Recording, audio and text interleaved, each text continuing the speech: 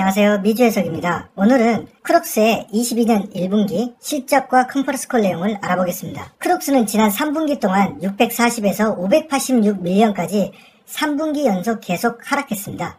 이번 실적에는 660밀리언을 달성했고요. 3분기 연속 매출 감소를 끝냈습니다.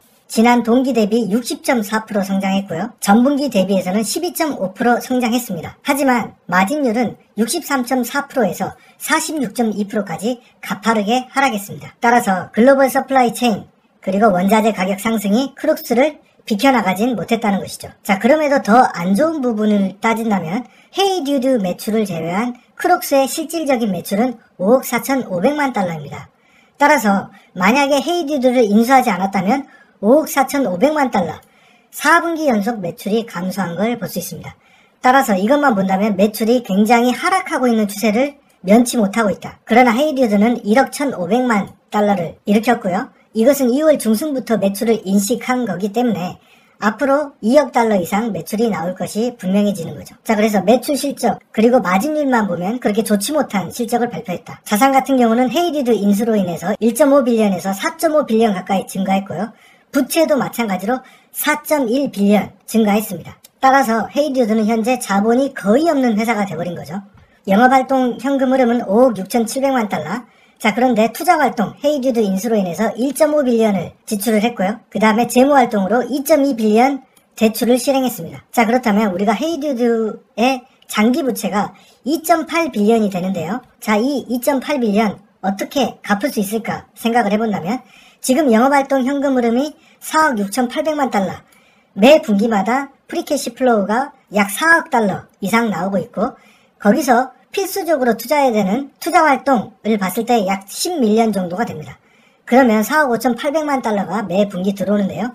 자, 이 4억 5,800만 달러를 만약에 전부 부채를 갚는 데 썼다라고 한다면 6.2분기 정도가 되면 장기 부채를 모두 갚을 수 있다는 것이죠. 자, 그래서 이 부채가 커 보이지만 막강한 현금 흐름을 바탕으로 6.2분기면은 전부 갚을 수 있고요. 과거 수준의 1빌리언의 부채만 유지한다라고 한다면 4분기면 다 갚는 수준입니다. 자, 거기다가 2분기 가이던스가 굉장히 좋았죠. 이 가이던스가 사실이라면 거의 3분기 정도만 지나면 이전 수준으로 돌아간다는 거죠. 자, 그래서 22년도 말쯤에는 충분히 부채가 줄어드는 모습을 볼 수 있다라는 것이죠. 자, 그래서 2분기 가이던스를 보면 정말 엄청난데요. 전체 매출을 9억 1,800만 달러에서 9억 5,700만 달러로 예상을 했습니다. 여기서 크록스는 7억 1,800만 달러, 헤이듀드는 2억 달러를 예상했습니다. 자, 이걸 최소라고 가정했을 때 크록스의 최고 매출이 6억 4천만이었는데 자, 7억 달러를 넘게 된다는 거죠. 자, 거기다가 헤이듀드 2억 달러를 합치면 거의 9억 달러에 가까운 가이던스를 제시한 거죠. 그래서 정말 엄청난 가이던스를 제시했고요. 자, 이게 사실인지 컨퍼런스 콜을 통해서 자세히 알아봐야겠죠. 자, 그렇다면 과거처럼 크록스가 자사주를 재개할 시점이 어느 정도냐 라고 했을 때 지금 현재 부채 대비 조정 에비타 캐시 플로우를 본다면은 약 0.8배 그리고 현재 2.9배 수준인데 자, 2023년도 중간 정도 되면 2.0 수준으로 떨어질 것이다. 자, 2.0 수준으로 떨어지기 전까지는 자사주 매입을 하지 않겠다라고 얘기를 했기 때문에 2.0 수준 이하로 가는 경우에는 자사주 매입을 하겠다는 거죠. 자, 그것을 언제쯤 보고 있다? 자, 2023년 중반 정도로 보고 있다는 거죠. 과거 크록스를 본다면 자사주 구매를 정말 열심히 했죠. 자사주 금액은 뭐 2억 달러, 4,500만, 1억 3,500만 달러 계속해서 구매를 했고요. 특히 주가가 떨어지는 시점에는 더욱더 가열차게 자사주 구매를 하는 걸 볼 수 있었습니다. 이것을 2023년도 중반쯤에는 재개할 수 있을 것이다 라고 얘기한 거죠. 자, PER과 PSR을 본다면 공급망 이슈, 마진율이 20% 가까이 떨어졌음에도 PER이 13.15 그리고 PSR은 1.45입니다. 그래서 정말 지금 현재 크록스 주가가 저평가되어 있다. 나스닥 평균 PER 22.2, PS 레이쇼 4.66을 감안했을 때 정말 싸진 거죠. 자, ROE와 ROA는 현재 부채가 굉장히 늘어났기 때문에 평가하기는 어렵지만 현재 ROA는 6.51 그리고 ROE는 83.44입니다. 다음 분기 매출이 나오면 아마 이전 수준의 20% 이상의 ROA는 달성하지 않을까 그렇게 생각합니다. 주식수는 소폭 증가했는데요. 생각보다 많이 늘어나진 않았습니다. 58.4밀리언에서 61.5밀리언 늘어나는데요. 헤이듀드 주주들한테 주식을 줘야겠죠. 그렇기 때문에 300만 주 주식이 늘어난 걸 볼 수 있습니다. 주식의 비중은 내부자의 비중은 조금 떨어졌고요. 기관도 96%에서 91%, 84.8%. 기관은 조금씩 팔고 있습니다. 내부자는 12.9%가 되겠습니다. 자, 컨퍼런스 콜 내용을 보면 자, 헤이듀드 선택은 옳았다는 것을 얘기하는데요. 샌들러 스프링의 조사에 따르면 현재 크록스가 젊은이들 사이에서는 6번째 운동화 브랜드가 됐고요. 자, 그런데 헤이듀드는 9번째가 됐다는 거죠. 자, 그러니까 크록스가 전 세계적으로 유행하고 있는 이 크록스가 지금 현재 6위밖에 되질 않는데 자, 헤이듀드가 벌써 9위나 됐다는 것이죠. 자, 그래서 인수를 정말 잘한 것이다. 주식의 격언이 있죠. 젊은이들이 좋아하는 회사의 주식을 사야 됩니다. 특히나 미국 중서부, 남부 이쪽 지방에서 헤이듀드 인기가 굉장히 좋다.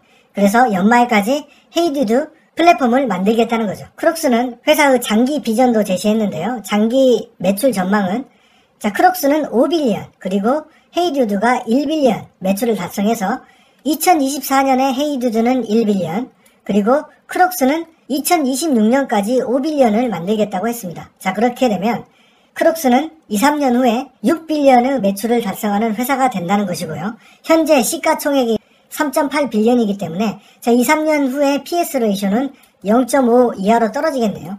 자, 만약 이 장기 비전이 옳다라고 본다면은 앞으로 주가가 올라갈 요인이 굉장히 많이 있겠죠.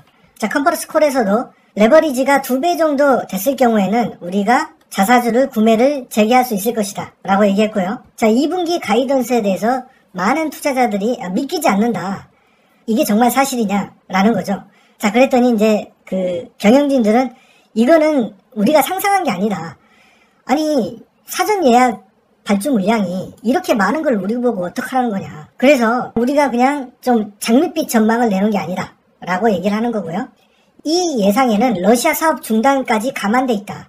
자, 그렇기 때문에 실질적으로 예약 물량이 20에서 23% 증가한 것이다.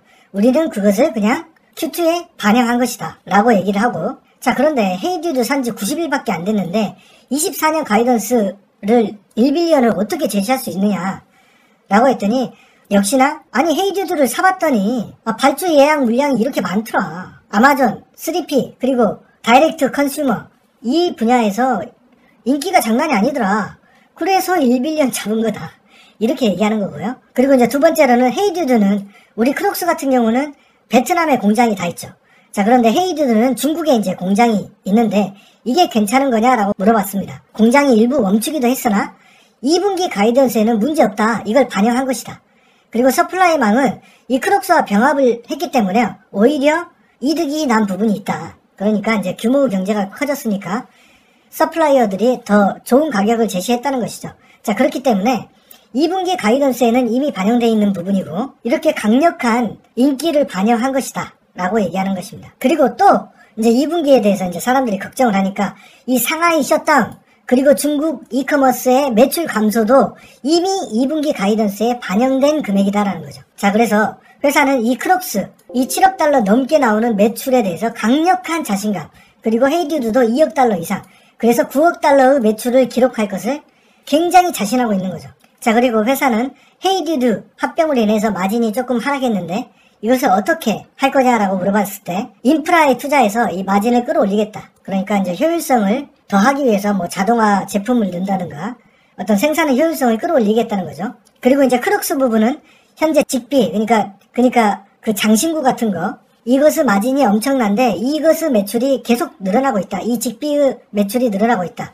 그리고 이제 프로모션을 좀 줄이겠다. 그리고 해외 같은 경우는 연초에 인플레이션을 대비해서 가격을 이미 올렸다. 그리고 앞으로 인플레이션에 따라서 가격을 더 올릴 예정이기 때문에 마진을 과거 수준으로 돌리겠다라고 얘기하는 것이고요. 다시 한번 묻는 거죠.